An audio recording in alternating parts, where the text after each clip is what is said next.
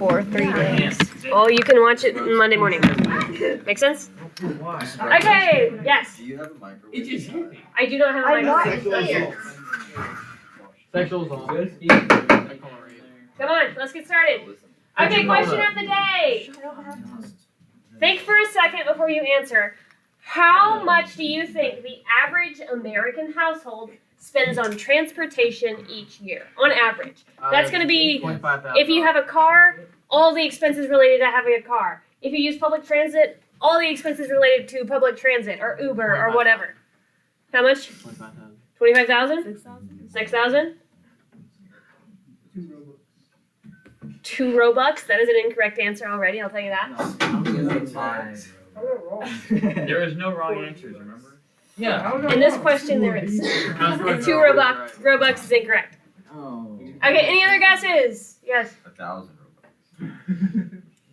Is the Robux? Okay, that's $10. I think it's more than $10. Okay, just so you know. Yes. 25,000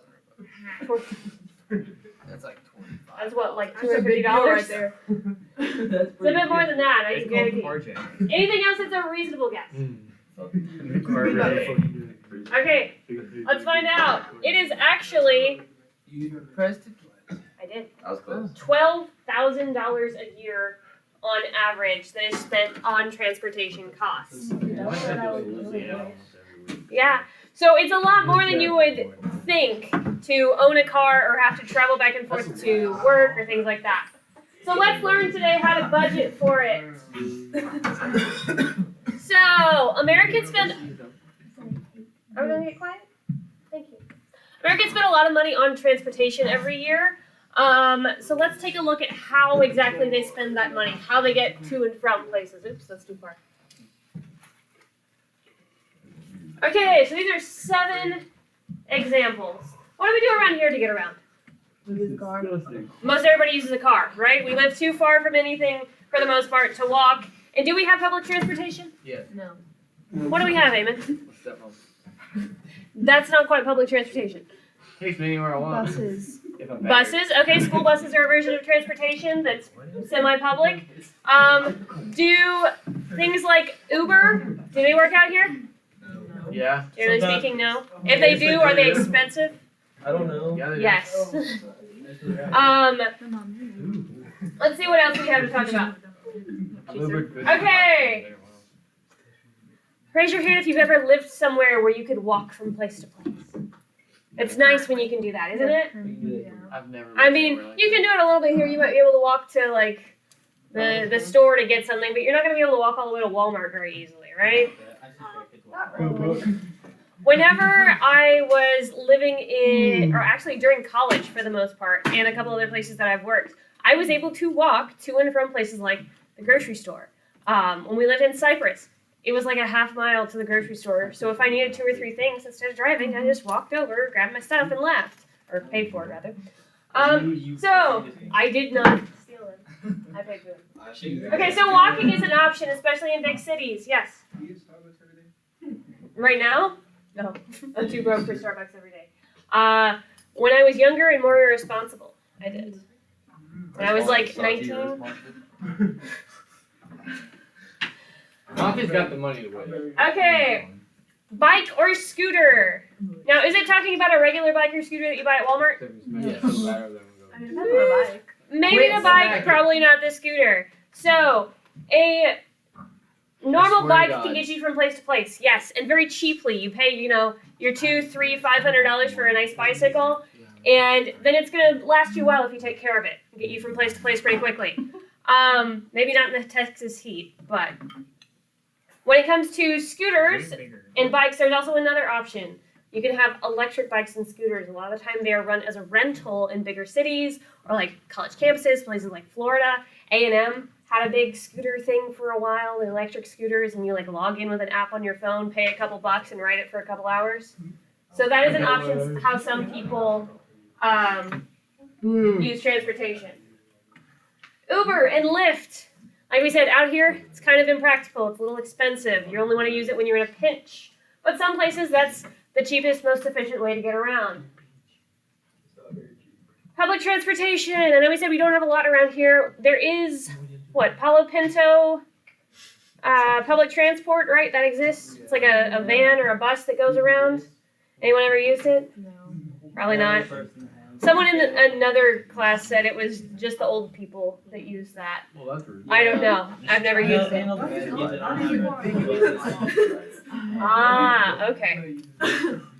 So, some places have really big, really extensive public transport.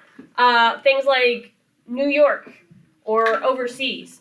You may see that everyone takes a bus or everyone takes a subway train, okay? Because they have that infrastructure built in. We don't have that out here. So, we have to make different choices for transportation. But that can also be very cheap depending on where you're living. Carpools.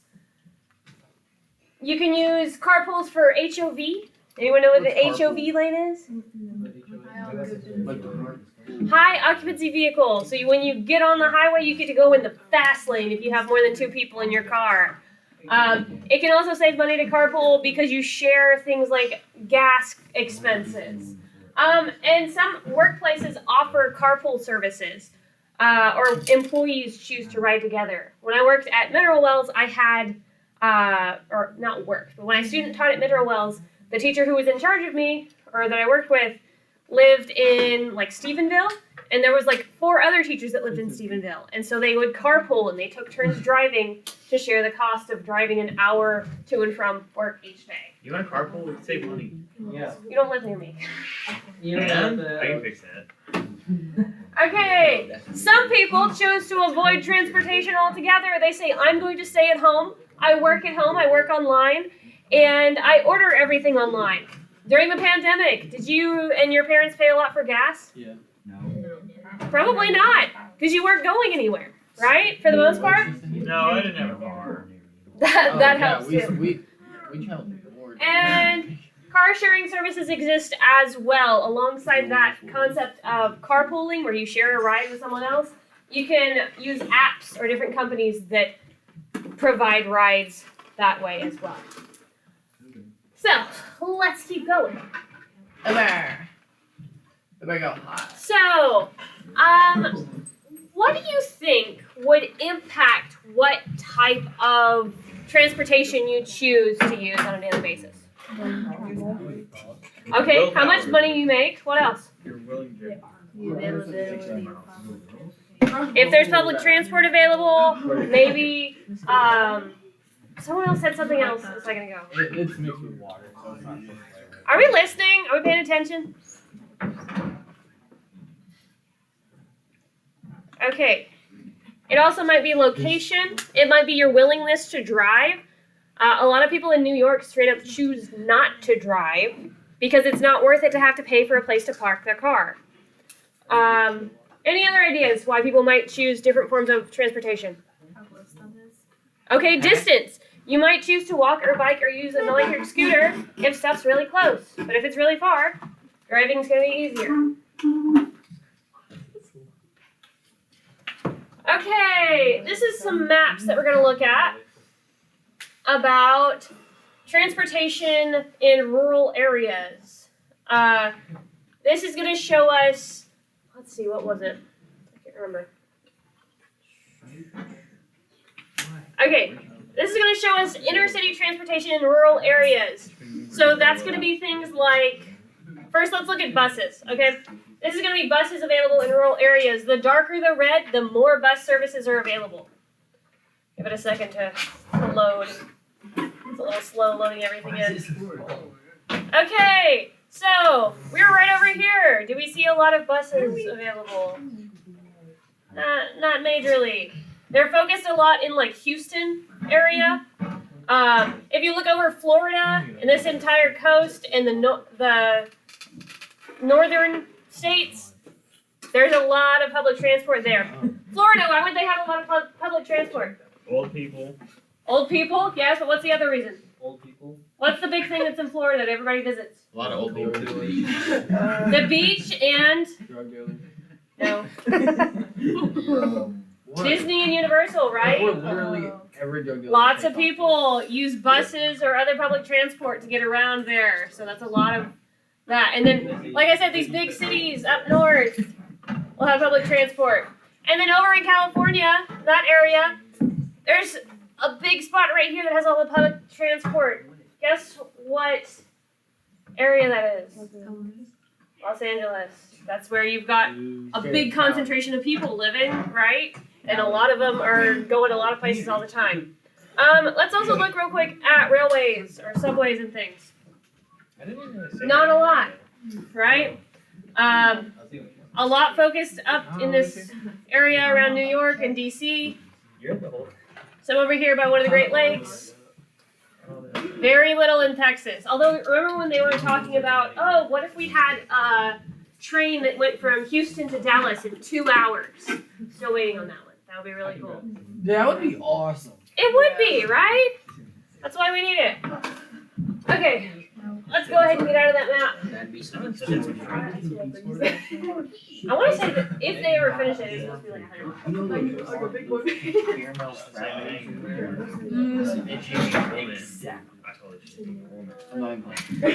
Okay. Wait, hold on. Is it the same one? I think it is. Now let's look at bikes and e-scooter rentals. Let's see what it says. We've got a total different map here. So we're going to start back in 2015. We just got a few places around the United States that have accessibility for dockless bike share and e-scooter, where you can hop on the phone and borrow a bike or a scooter. And if you'll watch, over time, it has gained popularity. So if you want your main mode of transport to be a bike or an e-scooter that you share, maybe look at some of these cities, okay? I was like, what's that yellow dot extra wide? So Austin, San Antonio, Even I knew it was Plano apparently, Not El the yellow Paso, dollar, the yellow dot. I just Houston, said, where do you say yellow dollar? Edinburgh, all those are in Texas, right? I said dot. You said not the yellow You dollar. said yellow dollar. No, I mean, you said not the yellow dollar. So I said, where even is it yellow I dollar? don't know. Canada. They have COVID. Okay, now here's another question for you. Ooh, that smells good. Don't worry. Why are you Pull out messing with the your pocket. stuff? Your section. I'm gonna look right back. I smell like my hands. Okay, imagine for a second that you have finished high school and or college. Okay, we're talking about like 5 years from now. Is your preference going to be to live somewhere where you have to drive everywhere, or where you can move around, go to work, go to wherever in a different way? Drive. Dry. Drive? Everyone wants to drive? No, I hate driving. Different way? Okay, if you would use a different way, what would be your preference? I'm a person who likes to walk everywhere. Walking? I just don't like that. I don't like people. Piggyback ride? I think they just considered walking. I don't like people enough to live in that close of a. That's fair. So that's something you have to consider with both housing and transportation costs as you grow up.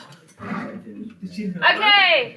Now, a lot of people said they want to drive everywhere. So what do you have to drive? A driver's license, yes. But what are you going to drive? A car, a vehicle.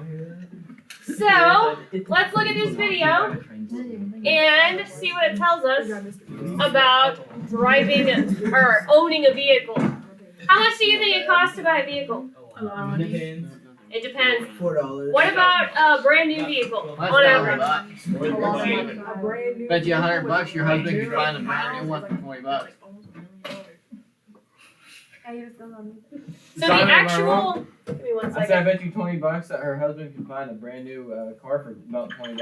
I On doubt that. Craigslist, they add to it really. Real quick before the video starts. I bet he does. So something to consider. Not one that you just. Amen. go in the neck with, no. Amen. He at. Oh my god, bro. Okay, I'm listening. Was it you? Go I ahead. asked if you wanted a bread. Why do you have a random breadstick? He pulled out his pocket. Please put it away. You don't have a pocket breadstick? No. What if you get hungry? This seems like a dictatorship. I think we should have right for What happens when breadsticks. you get hungry? What do you eat? So we're about to watch a video on what are the true costs of car ownership. Okay? This has a lot of information in it, so pay attention. Just so you know, the average cost of a new car as of this year is about $48,000. There's a lot. I was gonna say. Pocket change. So almost $50,000 for a new car if you bought it this year, depending on what you buy. So let's see what other costs you might have on top of having to pay a car note. So get quiet. Pay There are attention. lots of important decisions to make when buying a car. Do you need a truck for the farm or a small car for the city? How important is gas mileage? Guys, hush. What color do you want? Once you decide what car you want, figuring out what you can actually afford can seem a bit complicated. Your monthly car payments might be affordable, but you also have to keep in mind other costs you'll have, like insurance payments, registration fees, and unpredictable expenses, such as a sudden hike in gas prices or the need for a big repair. So before you begin to shop around for a car, you might want to take a look at some of these costs so you're not caught off guard. First, let's figure out your budget. On average, people spend about 14 to 16% of their annual income before taxes on their transportation budget. That's a figure that includes all the expenses of owning a car, not just your car payments, but your gas, insurance, maintenance and repairs, and everything else as well. So for our example, let's use this as a guideline and look at what this might be for an annual income of $42,000. To figure out your budget, we'll take 16% of $42,000. That gives you $6,720 a year to spend on your car, or $560 a month. So let's look at the costs involved in getting a new basic subcompact sedan that has a sticker price of about $16,450. Now for any car, there are plenty of extra things you can get, like satellite radio or a sunroof, which can drive up the price. But we're going to forego the bells and whistles and stick to a basic model.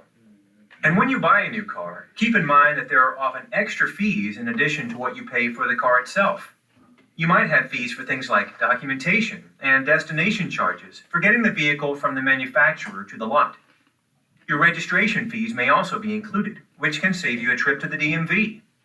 Some of the fees you'll encounter, like registration, are non-negotiable because they are required by your state. But some things, like documentation fees and the base price of the car, may be flexible and open to some negotiating, depending on where you buy your car.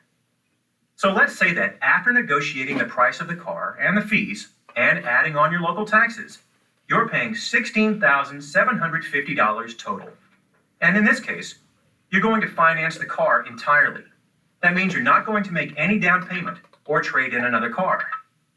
If you get a 6-year loan at a 3.5% interest rate, looking at an online calculator, your monthly payments will be around $260. But financing comes at a cost. In this case, you end up paying about $1,845 in interest on top of that $16,750 of principal over the course of your loan.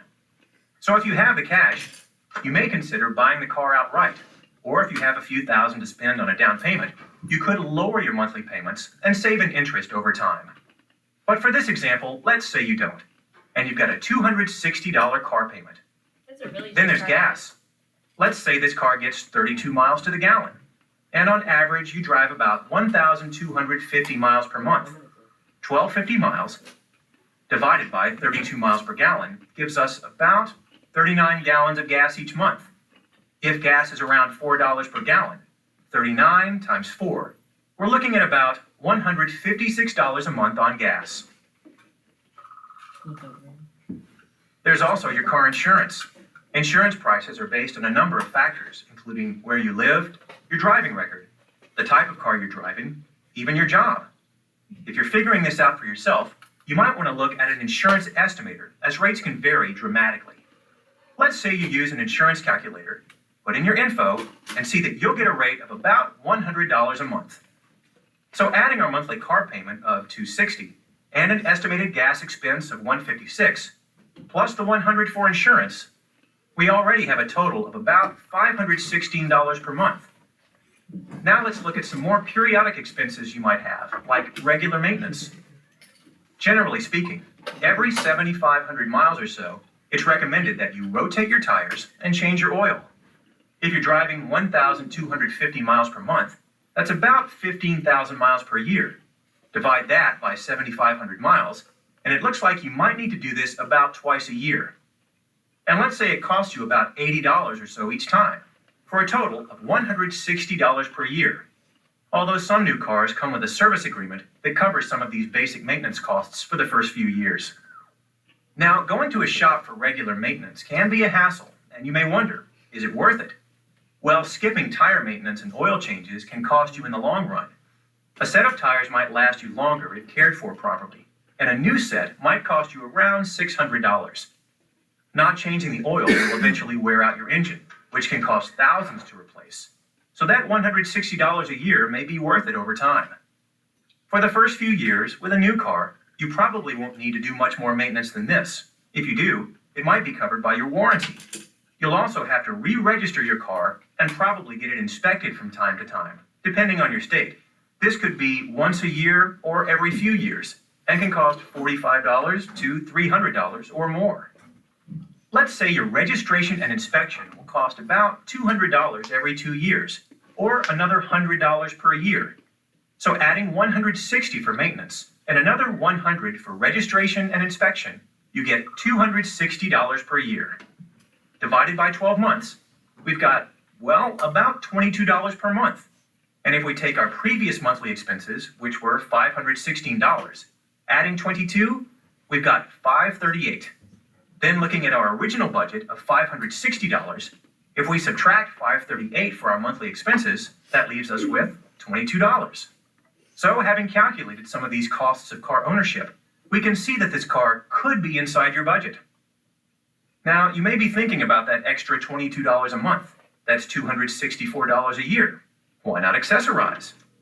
But having a little extra in your budget to cover unexpected costs is a good idea. It may come in handy if there's a sudden hike in the price of gas, or the cost of your insurance goes up. And once your warranty runs out, you'll have to pay for any repairs you might have, like replacing a headlight, or an oxygen sensor, or maybe even something bigger. So it's a good idea to keep these extra costs in mind when figuring out what you can spend. If your car payments alone put a strain on your budget, you might find yourself the owner of a car you can't afford to drive. And if a new car is too much for your budget, you might consider buying a used car, which we look at in another video. Yeah, we should watch that one. We should not watch that. We're not taking them out. Thank you. If you're thinking about buying solar panels, don't. Wait, do you not know?